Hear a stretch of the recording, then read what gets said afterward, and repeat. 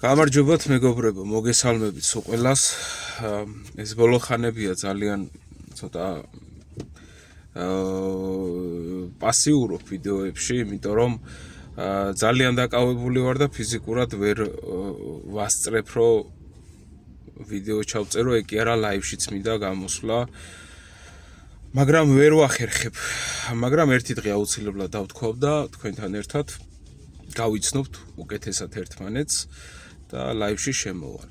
მოკლედ გუშინ ხატია ჯანაშია, ქართველი აქტივისტი, ყველაზე ჩემთვის დასაფასებელი ადამიანი, რომელიც აკეთებს ძალიან ბევრ საქმეს საქართველოში და ბევრ ქალს კიდევ და კიდევ ერთხელ ვიტყვი, რომ ბევრი ქალი შეედაროს მის ესეთ ეროვნულ საქციელობებში რა.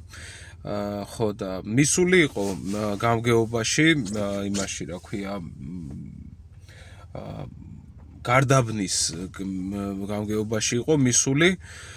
მოგეხსენებათ, რომ კრწანისის მიწაზე, იქ ადგილზე, სადაც უნდა აშენდეს ეგრეთ წოდებული ქალაქები, არაბული ქალაქები, იქ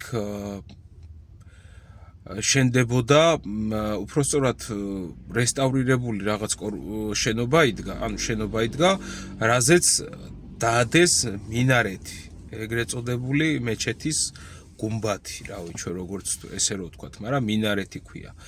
ხო და მაგდედა გამომდინარე ხატია ჯანაშია იყო მისული, ეს უნდა გაერკვია, გაცემული ჰქონდა თუ არა საერთოდ გამგეობას ამის მშენებლობის ნებართვა ამ მეჩეთის და მოკლედ გამგებელმა თქვა, რომ ჩვენო უთხარითო, რომ ეს უნდა მოხსნან, დაუბრუნონ პირველ სახეს და ნებართვა არის გაცემული, მაგრამ გაცემული არის ნებართვა საბანკეტო დარბაზისთვის რა, რაღაც ხო ხდებით საბანკეტო დარბაზისთვის, რომ იქეიფონ თუ რავი რაღაცა, როგორც ხდება მიცვალებული ეყოლებათ იქ მუსლიმანური თემის წარმომადგენლებს თუ ვის ეყოლება მიცვალებული, მაგრამ მე დიდი ეჭვი მაქვს, რომ აი ეს ყველანაირად გამართლებული არის, რომ აი ეს მოცემული პროექტი იყო განკუთვნილი იმისთვის, რომ მან დაშენებულიყო მეჩეთი. ძალიან დიდად მეეჭვება ის ფაქტიც, რომ კი შეპირდნენ ხატია ჯანაშიას, რომ კიო ჩვენო მოვახსნევინებთ მაგასო და ერთხელ გაფრთხილება უთხარითო, ეხლა მეორეჯერაც კიდე გავაფრთხილებთ, მერე ჯარიმას დაუწერთ და მერე ჩვენ თვითონ გაუკეთებთ დემონტაჟს, მაგრამ ძალიან დიდი ეჭვი მაქვს, რომ აი ეს ყოველივე გაკეთდეს, მაგრამ ხალხმა ამაზე ცალკე კიდე ხმა თუ არ ამოვიღეთ და კრწანისში იმ ტერიტორიაზე კიდევ ერთხელ, სადაც ჩვენი წინაპრების სისხლი არის დაღვრილი, იქ რომ ჩვენ მეჩეთი ხალხო დაუშვათ და ავაშენებინოთ, ეს იქნება ჩვენი დიდი სირცხვილი და რა ვიცი, მართლა მერე თავი გვაქვს მოსაჭრელი საქვეყნოც უყველას რა. იმიტომ რომ მაგ ადგილზე ერეკლე მეფე დიდი ომი გადაიტანა, წააგო ის ომი, მართალია, მაგრამ ვაშკაცურად და გმირულად ჩაიხორცნენ მან ქართველი ბიჭები და მან არ უნდა იყოს დაშვებული ფიზიკურად არანაირი რაღაც მეჩეთი, არანაირი ქალაქი, არანაირი არაბული დასახლება, არანაირი რაღაც მუსლიმანური დასახლებები. ამ ყველაფერზე ხალხმა ხმა უნდა ამოვიღოთ ხალხო. ნუ ვიქნებით ჩუმად ყველაფერზე, ნუ უყურებთ მხოლოდ და მხოლოდ ტელევიზორით, ნუ შემოვიფარგლებით. მე გუშინ გავიგე ეს ამბავი, რომ ხატია ჯანაშია მისვლას აპირებდა მან, მე გუშინ სამსახურში მუშაობ, ფიზიკურად ვერ მოახერხებდი, რომ მივსულიყავი. გუშინ გავიგე ეგ ამბავი და რომ ცოდნოდა წინასწარ, ალბათ რაღაცას მოახერხებდი. და ეს ძალიან დიდი გავლენა იქნება ამ არაბული და მუსლიმანური თემისთვის იქ თუ მეჩეთი აშენდა და ძალიან იმოქმედებს მათ мотивაციაზე და მათ მიზნებზე საბოლოო ჯამში პირველი არის მათ მეჩეთი და მერე უკვე არაბული ქალაქებიც წავა. მე ესე მგონია იდეაში პროექტი ესე მგონია რომ ჯერ რაღაც მაგათი ეკლესია თუ მეჩეთი უნდა აშენდეს, სადაც ხშირი მიმოსვლა იქნება აქ არაბებისა, მუსლიმებისა და სხვადასხვა თემის წარმომადგენლების, ამ თემების წარმომადგენლების სხვადასხვა ხალხისა. რასაც უკვე მიეჩვევა ხალხი ამ ყველაფერს, ანუ ხალხის ქართველთა აზროვნება მიეჩვევა, რომ აი აქ მეჩეთი არის აშენებული და მერე ქვეცნობიერში უკვე დაუშვებს ადამიანი, რომ აქ არაბული ქალაქიც უნდა აშენდეს. მანდ პირველი ჩასახვისთანავე უნდა მოკვდეს ეგ თემა, რომ მანდ მეჩეთი დაიდგას რა ხალხო რა. მანდ მეჩეთი არ უნდა არსებობდეს. ეგ არის პირველი კიდევ ერთხელ ვიმეორებ, ჩვენი დიდი სირცხვილი იქნება. საქვეყნოდ ყველასთვის დიდი სირცხვილი იქნება. ამ პატარა ქვეყანაში კიდე ჯერ მაინც ცოტა ხალხი ვართ, მაგრამ იმ ხელაზალა მაინც აგვაქვს, რომ აი ამ ძაღლის გაგდებულებს არ მივცეთ უფლება ისე როგორც პარპაშობენ. აი მაგ ხელაზალა მაინც გვაქვს ჯერ კიდე იმედია საქართველოში ქართველ ხალხს შემორჩენილი. მოკლედ მე ვფიქრობ, რომ მაინც გამგეობა შეეცდება, რომ ეს პროცესი გაწელოს მაქსიმალურად ხანგრძლივად და საბოლოო ჯამში ჯერჯერობით გაყინავენ მაგ ყველაფერს, აგერ შეხედავთ არ დაიშლება ეს მინიმუმ ერთი ზაფხულამდე ეგრე იდგება როგორც იდგება. სანამ მათ თუ ხალხმა არ ვიაქტიურეთ ქართველებო, ეგ მეჩეთი აშენდება კრწანისის მიწაზე, მეჩეთი იქნება და დაიდგმევა და შევლენ და ილოცებენ მუსლიმები. და არ ვიცი, აი მე ხელისუფლების საერთოდ ესენი საერთოდ ზოგადად არ ვიცი, დასცინიან ხალხს რა. დასცინიან, იმიტომ რომ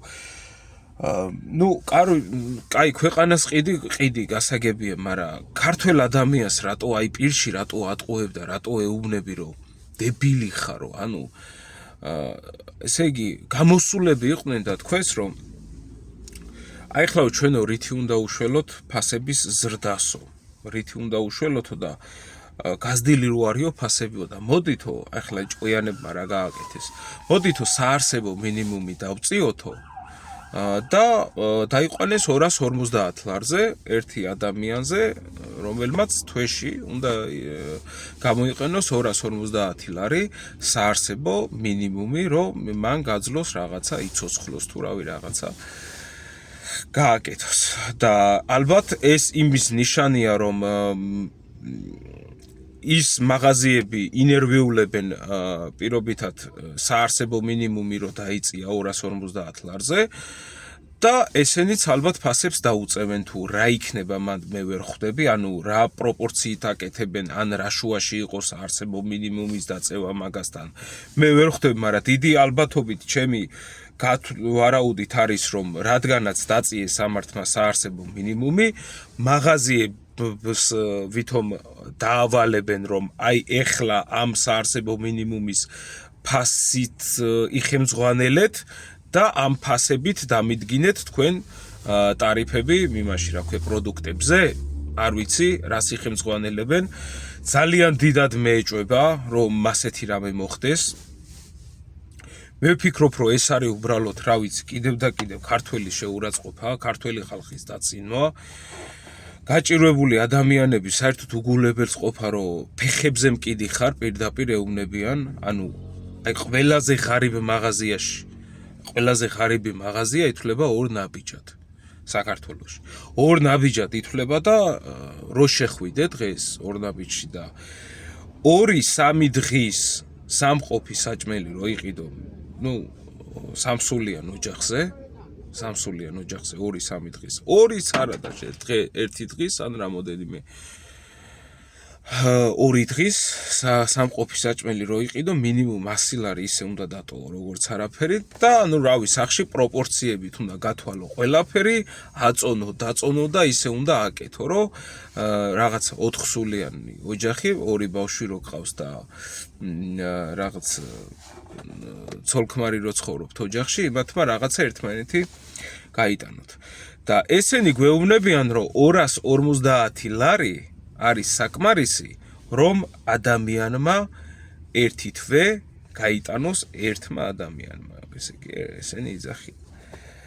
თქვენ შობელძაღლებო იმ ადამიანს რამე არ ჭირდება, იმიტომ საჭმლის გარდა სხვა რამე არ ჭირდება. ანუ რა ვიცი, აი გადახედეთ რა ფასებს და რანაირად უნდა იყოს იმას 250 ლარი, მე მაგას ვერ ხვდები რა.